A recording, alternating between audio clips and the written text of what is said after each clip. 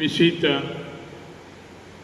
5-6 വർഷങ്ങളൊക്കെ കൂടുമ്പോൾ ഔദ്യോഗികമായിട്ട് സഭ നിർബന്ധിക്കുകയും പ്രോത്സാഹിപ്പിക്കുകയും ചെയ്യുന്ന കാര്യമാണ്. ഒരു പദാധ്യക്ഷൻ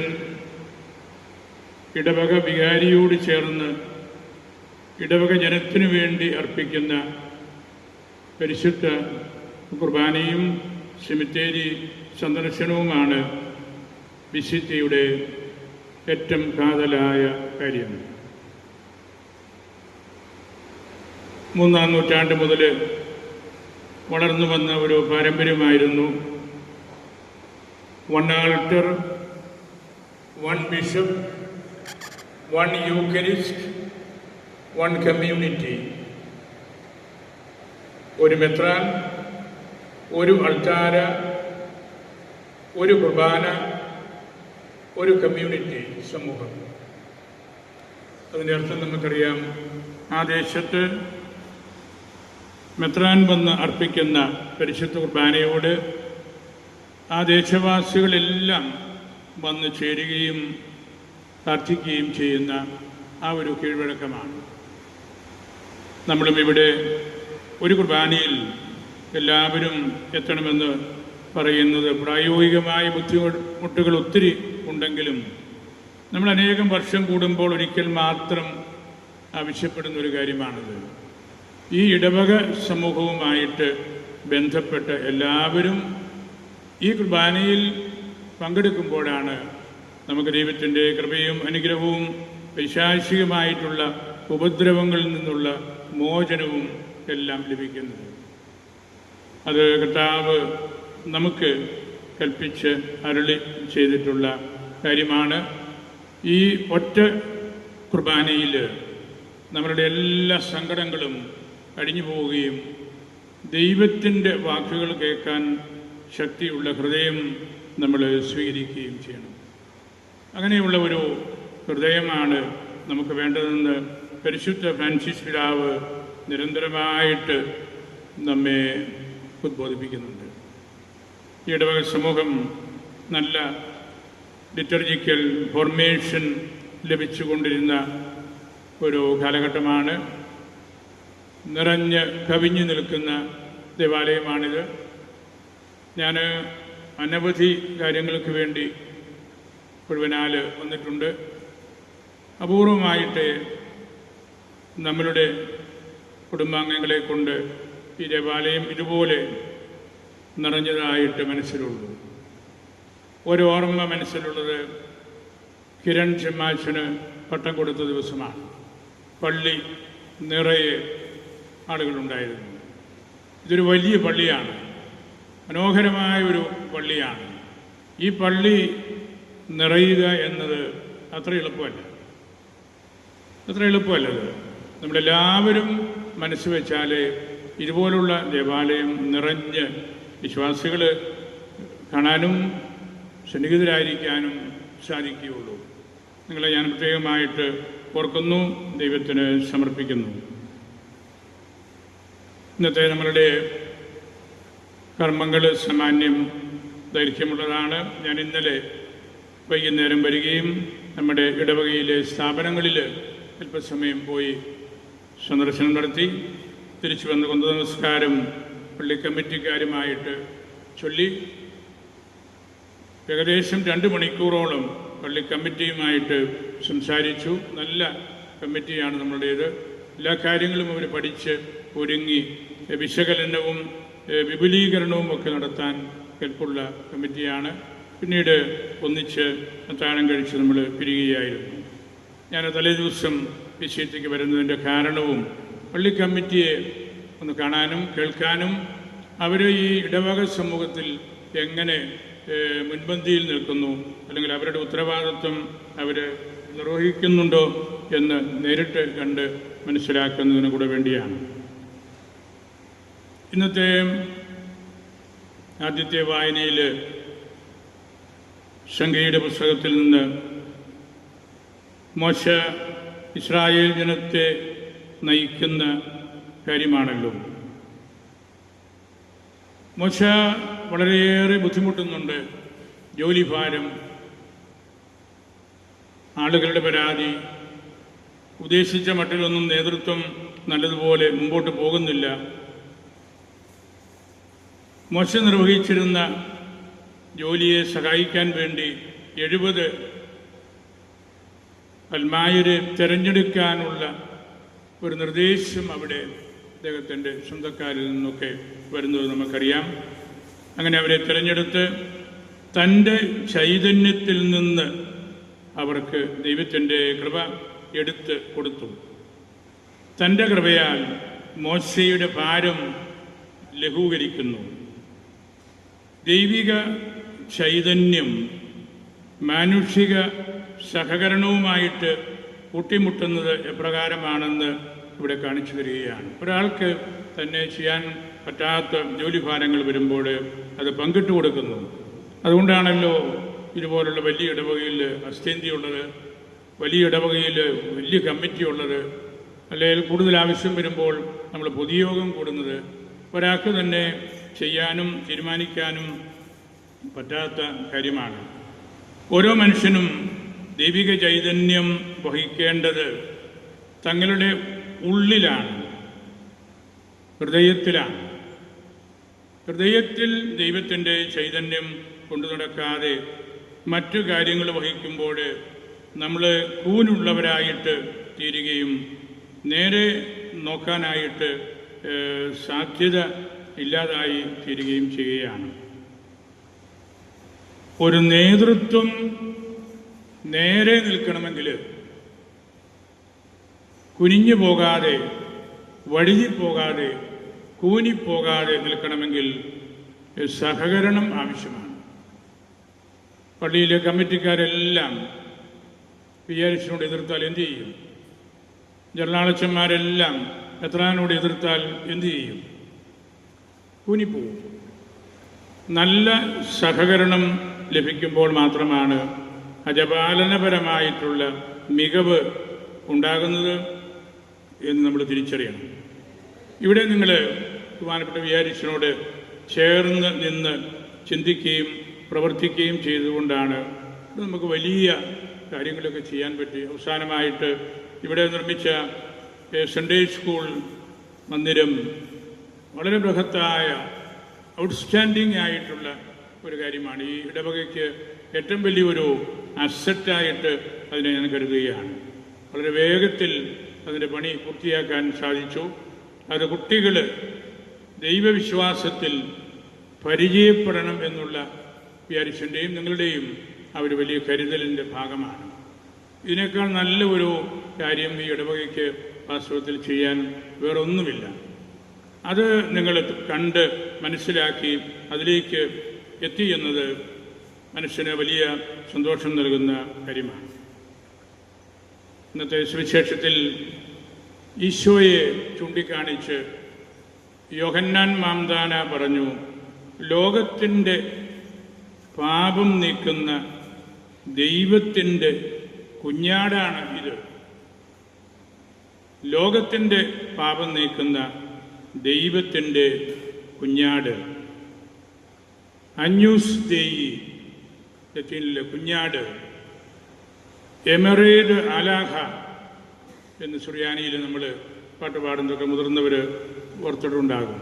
എമറേഡ് അലാഹ, ദൈവത്തിൻ്റെ കുഞ്ഞാട്.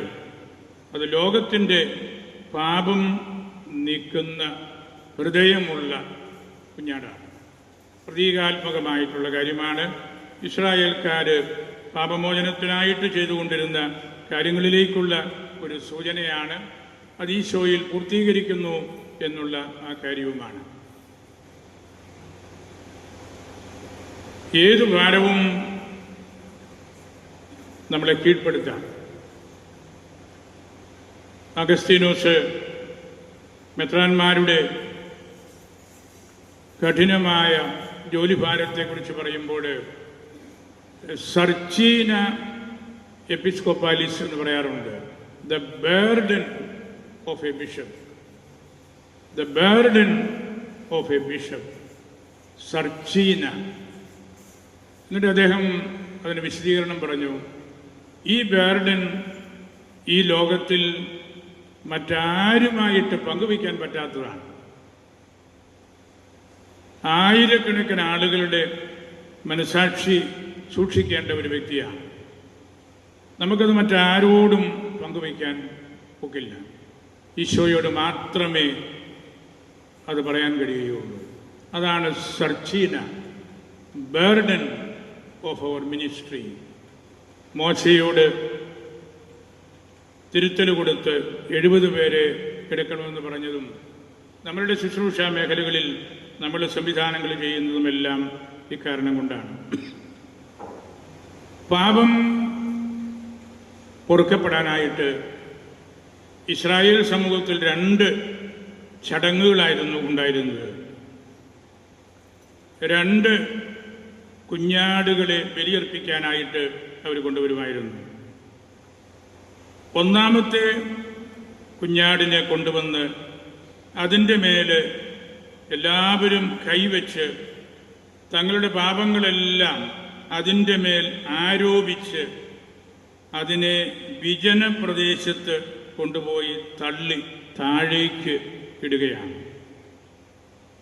വന്യമൃഗങ്ങൾ ആ കുഞ്ഞാടിനെ കടിച്ചു കീറി പിച്ചി ചീന്തി ഭക്ഷിക്കുമ്പോൾ തങ്ങളുടെ പാപങ്ങൾ മോചിക്കപ്പെടും എന്ന് ഇസ്രായേൽക്കാർ വിശ്വസിച്ചു.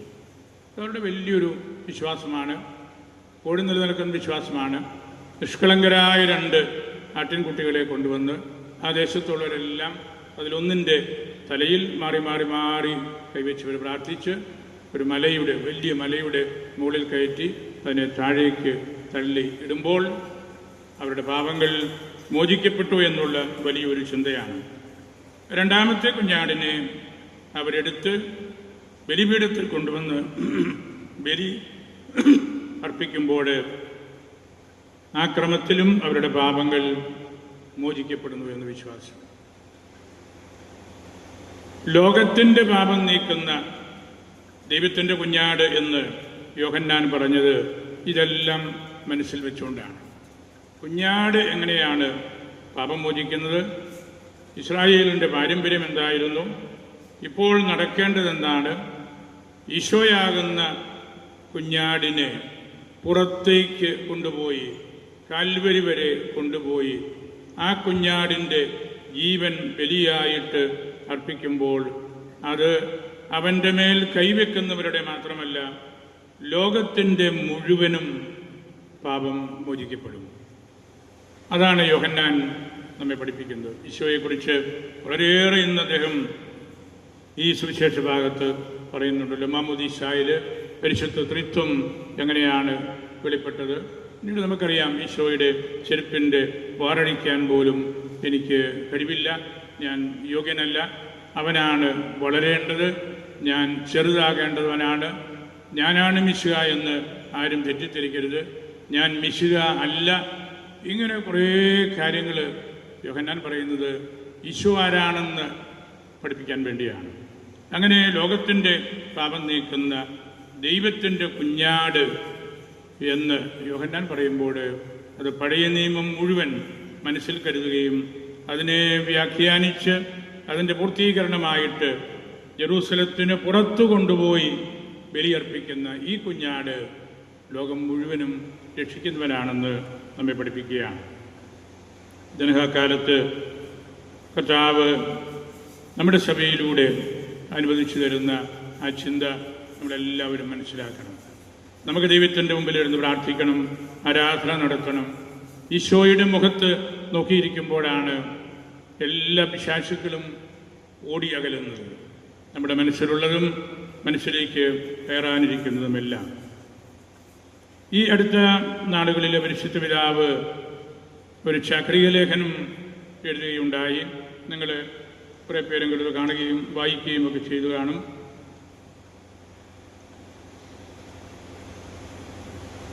ആ ചാക്രിക ലേഖനത്തിൻ്റെ പേര് Dilexit Nos he loved us. Saint Paul ഈശോയെക്കുറിച്ച് പറഞ്ഞ റോമാക്കാർക്കുള്ള 8:37 ചെറിയൊരു വാക്യമാണ്. He loved us. അവൻ നമ്മെ സ്നേഹിച്ചു. അത് തിരുഹൃദയ ഭക്തിയെക്കുറിച്ചുള്ള ശാക്രിക ലേഖനമാണ്. പക്ഷേ പരിശുദ്ധ പിതാവ് ആ തിരുഹൃദയ ഭക്തിയെ കൂട്ടുപിടിച്ചുകൊണ്ട് മനോഹരമായ ഒരു പ്രബോധനം ഇന്നത്തെ ലോകത്തിന്, പ്രത്യേകിച്ച് ഇന്ന് നമ്മൾ വായിച്ചു കേട്ട ലോകത്തിൻ്റെ പാപം നീക്കുന്ന ആ കുഞ്ഞാടിൻ്റെ ഹൃദയം, അതിലേക്കുള്ള ഒന്ന് രണ്ട് സൂചനകൾ ഞാനൊന്ന് നിങ്ങളോട് പറയുകയാണ്.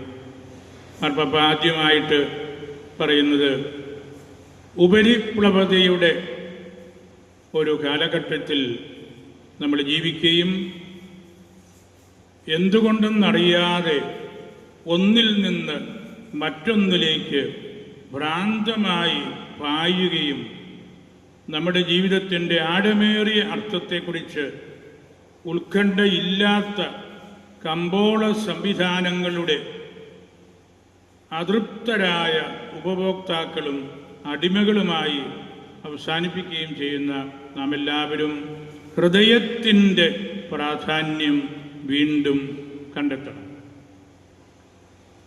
മാർപ്പാപ്പ ആവർത്തിച്ച് അവിടെ പറഞ്ഞിരിക്കുന്നത്, ഹൃദയമില്ലാത്ത ഇന്നത്തെ ലോകത്ത് ഒരു ഹൃദയം കൊടുക്കുവാനായിട്ട് നമ്മൾ വിശ്വാസികൾ തീഷ്ണതയോടെ പ്രാർത്ഥിക്കണം, പ്രവർത്തിക്കണം എന്നാണ്. ശിഥിലമായ ലോകത്ത് യാഥാർത്ഥ്യത്തെ ഏകീകരിക്കുന്ന തത്വമായി മിശിഹായുടെ ഹൃദയത്തെ കാണണം. മാർപ്പാപ്പ പറഞ്ഞു, ഇന്നെല്ലാം സ്കാറ്റർ ചെയ്യുകയാണ്, തെറിപ്പിച്ചു കളയുകയാണ്. മദ്യപിച്ചു വരുന്ന ഒരു മകൻ ആ കുടുംബത്തെ തെറിപ്പിച്ചു കളയുകയാണ്. വഴക്കുണ്ടാക്കുന്ന മാതാപിതാക്കൾ ആ കുഞ്ഞുങ്ങളെ അട്ടിയോടിക്കുകയാണ്, സ്കാറ്റർ ചെയ്യുകയാണ്.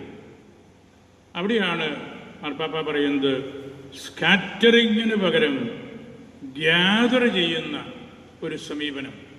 സന്ധ്യയാകുമ്പോൾ എല്ലാവരും ഒന്നിച്ച് പ്രാർത്ഥിക്കണം, എല്ലാവരും ഒന്നിച്ച് ഭക്ഷണം കഴിക്കണം എന്ന് വിചാരിക്കുന്ന, അങ്ങനെ പ്രവർത്തിക്കുന്ന ഒരു കുടുംബം അത് ഈശോയുടെ ഹൃദയം എന്താണെന്ന് അറിഞ്ഞതും കൂടുതൽ അറിയാനായിട്ട് ആഗ്രഹിക്കുന്നതുമായ കാര്യമാണ്. ഹൃദയം എന്ന വാക്കിൻ്റെ പൂർണ്ണമായ അർത്ഥം ഒരു ശാസ്ത്രത്തിനും പൂർണ്ണമായിട്ട് ഉൾക്കൊള്ളാൻ പറ്റുകയില്ല. നമ്മൾ കെമിസ്ട്രി പഠിക്കുന്നു, അല്ലെ മെഡിസിൻ പഠിക്കുന്നു, ഈവൻ തിയോളജി പോലും പഠിക്കുന്നവർക്ക് ഈശോയുടെ ഹൃദയം എന്താണെന്ന് പൂർണ്ണമായിട്ട് മനസ്സിലാക്കാൻ അത്ര എളുപ്പമല്ല. തിരുഹൃദയ ഭക്തി കേവലം ഒരു സ്വകാര്യ ആത്മീയ ആചാരമല്ലെന്നും സാമൂഹിക ജീവിതത്തിലും മനുഷ്യബന്ധങ്ങളിലും ആഴമുള്ള ചലനങ്ങൾ ഉണ്ടാക്കാൻ ഈ ഭക്തിക്ക് കഴിയുമെന്നും മാർപ്പാപ്പ പറയുകയാണ്. നമുക്ക് തിരുഹൃദയ ഭക്തിയുണ്ട്, അതിനെക്കുറിച്ചുള്ള നൊവേനയുണ്ട്, എല്ലാം നമുക്കറിയാം.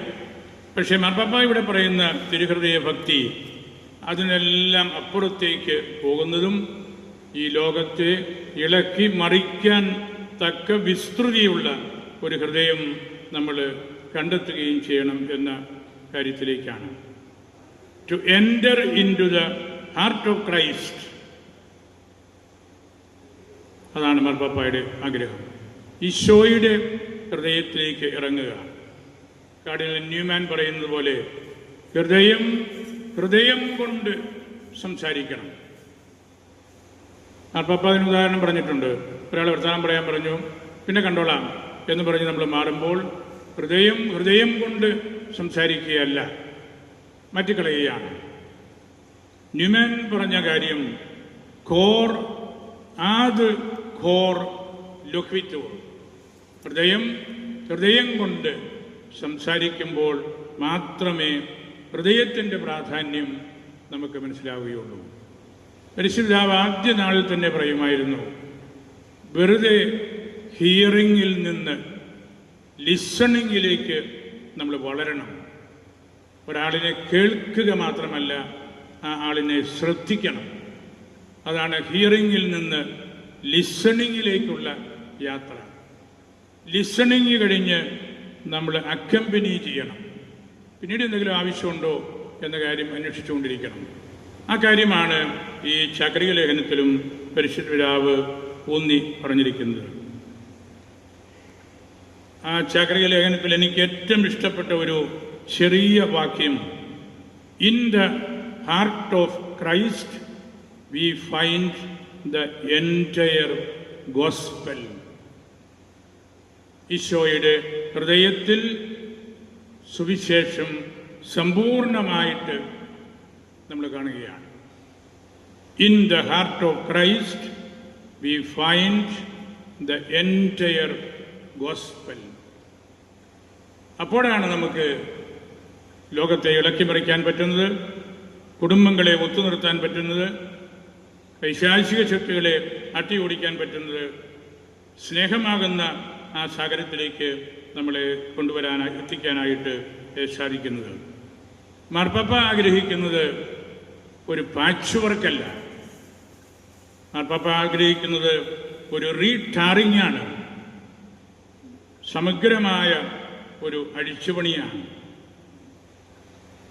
മറ്റൊരു ചാക്രിക ലേഖനത്തിൽ ലിറ്റർജിയെക്കുറിച്ചുള്ളത് പപ്പ പറഞ്ഞു, സഭാവിജ്ഞാനീയവും ദൈവാരാധനക്രമവും വേണ്ടെടുത്ത് നമ്മൾ സാമൂഹ്യ ശാസ്ത്രവും സോഷ്യൽ വർക്കും ആയിട്ട് നടന്നാൽ പറ്റില്ല. നമ്മൾ പഠിക്കേണ്ടത് സഭയെക്കുറിച്ചാണ്, നമ്മൾ സെലിബ്രേറ്റ് ചെയ്യേണ്ടത് ലിറ്റർജിയാണ്. അവിടെ നമ്മൾ 24 മണിക്കൂറും സോഷ്യൽ വർക്കായിട്ട് സാമൂഹ്യ ശാസ്ത്രമായിട്ട് നടന്നാൽ പറ്റില്ല. റീപ്ലേസ്മെൻ്റാണ് അവിടെ വേണ്ടത്. Return to the heart, return to the heart of the gospel. അവിടെയാണ് നമ്മൾ ലോകത്തിൻ്റെ പാപം നീക്കുന്ന ദൈവത്തിൻ്റെ കുഞ്ഞാടിനെ തിരിച്ചറിയുന്നത്. തോമസ് അക്വീനാസ് പറഞ്ഞു വെച്ചല്ലോ, ഈ ലോകത്തിൽ മനുഷ്യർക്ക് 2 തെറ്റുകളാണുള്ളത്. ഒന്ന്, നമ്മൾ വാങ്ങിച്ചു കൂട്ടിയ സാധനങ്ങളെ ഓർത്ത് മനസ്സിൻ്റെ സമാധാനം കളയുക. ചില ചേട്ടത്തിമാർക്ക് എങ്ങനെയുണ്ട്, എവിടെ ചെന്നാലും അലുമിനിയക്കലും വാങ്ങിച്ചുകൊണ്ട് വരും. ഒരാവശ്യമില്ല, വീട്ടിൽ 10 എണ്ണം കാണും, ഒന്നുകൂടി ഇരിക്കട്ടെ എന്ന് കരുതി ഒരു ചെമ്പ്, ഒരു ഉരുളി, ഒരു പാത്രം, അങ്ങനെയുള്ള ആളുകളുണ്ട്. അതേക്കുറിച്ചാണ് അദ്ദേഹം പറഞ്ഞത്, വാങ്ങിച്ചു കൂട്ടിയ സാധനങ്ങളെ ഓർത്ത് സമാധാനം കളയുക. രണ്ടാമത്തേത്, വാങ്ങിക്കാൻ പറ്റാത്ത പോയ കാര്യങ്ങളെ ഓർത്ത് സമാധാനം കളയുക. അയൽവക്കത്തെ വീട്ടിൽ 6 കുട്ടികൾക്കും 6 ബൈക്കുണ്ട്. നമ്മുടെ പിള്ളേർക്കൊന്നും മേടിച്ചു കൊടുക്കാൻ പറ്റിയില്ലല്ലോ. വാങ്ങിക്കാൻ പറ്റാത്ത കാര്യങ്ങളെ ഓർത്ത് മനസ്സമാധാനം നഷ്ടപ്പെടുത്തുക. ലോകത്തിൻ്റെ ഒരു ശൈലി അതാണ്. അതുകൊണ്ടാണ് പരിശുദ്ധ പിതാവ് പറയുന്നത്, God is closeness, compassion, tender love, സെദുല മാത്തർ. ദൈവം എന്നത് സ്നേഹമാണ്, അടുപ്പമാണ്, ഇഷ്ടമാണ്, കരുണയുള്ള അമ്മയാണ്. അവിടെയാണ് ഒരു ഹൃദയത്തിൻ്റെ പ്രാധാന്യമുള്ളത്. അത്തരത്തിലുള്ള ഒരു ഹൃദയം കണ്ടെത്തുമ്പോൾ ആണ് നമുക്ക് റീപ്ലേസ്മെൻ്റ് നടത്താൻ പറ്റുന്നത്. കാനായിൽ റീപ്ലേസ്മെൻ്റാണ് നടത്തിയത്. പഴയ നിയമത്തിൻ്റെ പരിമിതികൾ മനസ്സിലാക്കി അവിടെ പുതിയ നിയമത്തെ ഉദ്ധിതനായ ഈശോയുടെ കൃപ കൊണ്ടുള്ള ഒരു ഒഴുക്ക്, അതാണ് പുതുവീഞ്ഞ്. റീപ്ലേസ്മെൻ്റാണ്. വെള്ളത്തെ വീഞ്ഞാക്കി മാറ്റി. ജെറുസലം ദേവാലയത്തിൽ നടന്നതാണ്. കച്ചവടവും വിൽപ്പനകളും മാർക്കറ്റിങ്ങുമെല്ലാം അടിച്ച് മാറ്റി ഡോമോസ് ഒറാസിയോണിസ്, ദൈവത്തിൻ്റെ ഭവനം പ്രാർത്ഥനാലയമാണെന്ന് പറഞ്ഞ് സ്ഥാപിച്ചപ്പോൾ റീപ്ലേസ്മെൻ്റാണ് നടത്തിയത്. യഹൂദന്മാരുടെ ദേവാലയങ്ങളിൽ നിന്നുള്ളത് മാറി പുതിയ ദേവാലയം, ഈശോയാകുന്ന ദേവാലയം അവിടെ പ്രതിഷ്ഠിക്കുകയായിരുന്നു. റീപ്ലേസ്മെൻ്റാണ് നമ്മളുടെ ഹൃദയങ്ങൾക്കും ആവശ്യമായിട്ടുള്ളത്. അത് ലോകത്തിൻ്റെ പാപം നീക്കുന്ന കുഞ്ഞാടിനെ മനസ്സിലാക്കാനും ആ കുഞ്ഞാടിൻ്റെ ഹൃദയം നമ്മുടെ ജീവിതത്തോട് എങ്ങനെ ചേർന്ന് നിൽക്കുന്നു എന്ന് തിരിച്ചറിയാനും ഒക്കെ വേണ്ടിയാണ്. നമ്മൾ 2025 ഈശോയുടെ പിറവിയുടെ ജൂബിലിയാണ്. 2025 വർഷങ്ങളായതിൻ്റെ പ്രത്യാശയുടെ വർഷമായിട്ട് പരിശുദ്ധ പിതാവ് പ്രഖ്യാപിച്ചു. നമ്മൾ അന്നേ ദിവസം നമ്മുടെ കത്തീഡ്രലിലെ ഭദ്രാസന ദേവാലയത്തിൽ തിരി തെളിച്ച് പ്രത്യാശയുടെ സന്ദേശം പരിശുദ്ധ പിതാവ് നൽകിയതിനെക്കുറിച്ച് സംസാരിക്കുകയും രൂപത മുഴുവനുമായിട്ട് അത് സമർപ്പിക്കുകയും ചെയ്തു. പ്രത്യാശയുള്ളിടത്ത് നിരാശയില്ല. മാർപ്പാപ്പ ആവർത്തിച്ച് പറയുന്ന കാര്യമാണ്. മാർപ്പാപ്പായുടെ തന്നെയും അനാരോഗ്യത്തെക്കുറിച്ച് പറഞ്ഞല്ലോ, എനിക്ക് കാലിന് കുഴപ്പമുള്ളൂ, എൻ്റെ മനസ്സിനും ഹൃദയത്തിനും ഒരു കുഴപ്പമില്ല. പലരും പറഞ്ഞ മാർപ്പാപ്പ രാജിവെച്ച് പോകുന്നു. അതിനുത്തരം പറഞ്ഞതാണ്, എൻ്റെ കാലിനെ കുഴപ്പമുള്ളൂ, എൻ്റെ മനസ്സിനും ഹൃദയത്തിനും നല്ല ബലമുണ്ട്. അതുകൊണ്ട് ഞാൻ എൻ്റെ ശുശ്രൂഷ ദൈവം അനുവദിക്കുന്നിടത്തോളം കാലം തുടരുമെന്ന്. നമ്മളും നമ്മളുടെ നല്ല വാക്കുകളിലൂടെ, നല്ല പെരുമാറ്റത്തിലൂടെ കർത്താവിൻ്റെ സുവിശേഷത്തിൻ്റെ ശ്ലീഹന്മാരായിട്ട് മാറണം. ഈ ഇടവക വലിയൊരു ഇടവകയാണ്. ഇത്രയും അച്ഛന്മാരെ നൽകിയ ഒരിടവക അപൂർവമായിട്ട് ഇന്ത്യയിൽ വേറെ കാണുകയുള്ളൂ. വളരെ സമർത്ഥരായ വൈദികർ. അതിൻ്റെ നല്ലൊരു സാമ്പിളാണ് ഇന്ന് പരിശുദ്ധ കുർബാനയിൽ നമ്മുടെ കൂട്ടത്തിലുള്ള പ്രിയപ്പെട്ട മണിയങ്ങാടച്ഛനാണ്. അച്ഛന് അവധിക്ക് വരുമ്പോഴൊക്കെ എൻ്റെ അടുത്ത് വരികയും പ്രധാനം പറയുകയൊക്കെ ചെയ്യുന്ന ആളാണ്. ഇത്തവണ വന്നപ്പോൾ ഞാൻ പറഞ്ഞു, ഈ ഞായറാഴ്ച വരുവാണെങ്കിൽ നമുക്ക് ഒന്നിച്ച് കുർബാന ചെല്ലാമായിരുന്നു. അപ്പോൾ അച്ഛന് വലിയ സന്തോഷമായിട്ട് പറഞ്ഞു, ഞാൻ വരാമല്ലോ, പറ്റുന്നിടത്തോളം മണിക്കൂർ ഞാൻ നിൽക്കാം. അച്ഛൻ ഒരു കുഴപ്പമില്ല, ഞങ്ങളെക്കാൾ ആരോഗ്യമുണ്ട്. അച്ഛൻ വന്നത് വലിയ സന്തോഷമായി. അച്ഛൻ്റെ പൗരോഹിത്യ ജീവിതത്തിൻ്റെ ജൂബിലിയും അതുപോലുള്ള ഓർമ്മകളുമെല്ലാം നടത്തുമ്പോൾ നമുക്കത് വലിയ അസറ്റാണ്. അങ്ങനെ കൊഴുവിനാലിൽ നിന്ന് നമ്മുടെ രൂപതയ്ക്കുള്ളിലും നമ്മുടെ ചള്ളാളച്ഛൻ, മറ്റത്തിലച്ഛൻ നമ്മുടെ രൂപതക്കാരനായിരുന്നല്ലോ. എത്രയോ വർഷങ്ങൾ രൂപത കേന്ദ്രത്തിൽ ചള്ളാളച്ഛനായിട്ട് ശുശ്രൂഷ ചെയ്തു. ധാരാളം വൈദികർ, സമർപ്പിതർ പുറം രാജ്യങ്ങളിൽ മിഷണറിമാരായിട്ട് സേവനം ചെയ്യുന്നവരുണ്ട്, പഠിക്കുന്നവരുണ്ട്. കിരണച്ഛൻ്റെ കാര്യം ഞാൻ പറഞ്ഞിട്ട് അദ്ദേഹം റോമിൽ ദൈവശാസ്ത്രത്തിൽ PhD എടുക്കുകയാണ്. അങ്ങനെ ഉന്നത വിദ്യാഭ്യാസം നേടാനായിട്ടും മിഷൻ ശുശ്രൂഷയ്ക്കുമായിട്ട് വിദേശങ്ങളിൽ ആയിരിക്കുന്ന ഈ കുടുംബക്കാരെല്ലാ അച്ഛന്മാരെയും നമുക്ക് പ്രാർത്ഥിക്കാം.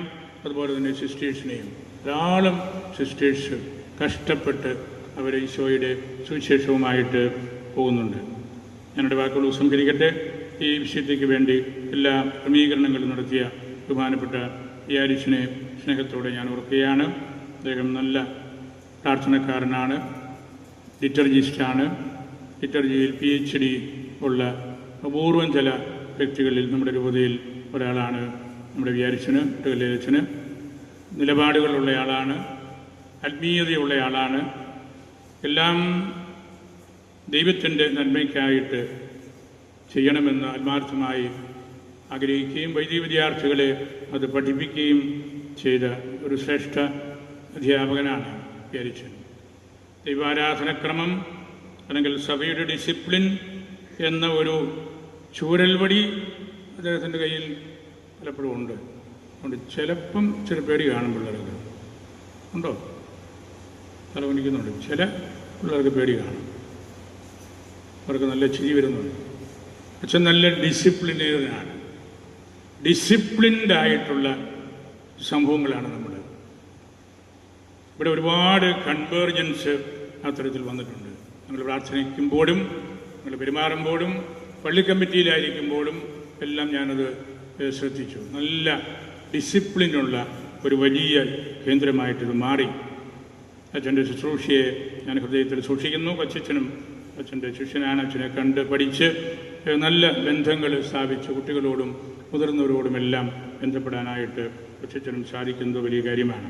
അങ്ങനെ നല്ല നേതൃത്വം ദൈവാനുഗ്രഹത്താൽ നമുക്കിവിടെയുണ്ട്. ഇതിന് തൊട്ട് മുമ്പുള്ള ഓലിക്കലച്ഛനും വളരെയേറെ അദ്ദേഹം അധ്വാനിച്ചതിൻ്റെ വിസിബിളായിട്ടുള്ള കാര്യങ്ങളാണ് ഇവിടെ എവിടെ നോക്കിയാലും നമുക്ക് കാണാൻ സാധിക്കുന്നത്. അച്ഛനെയും ഞാൻ പ്രത്യേകമായിട്ട് ഓർക്കുകയാണ്.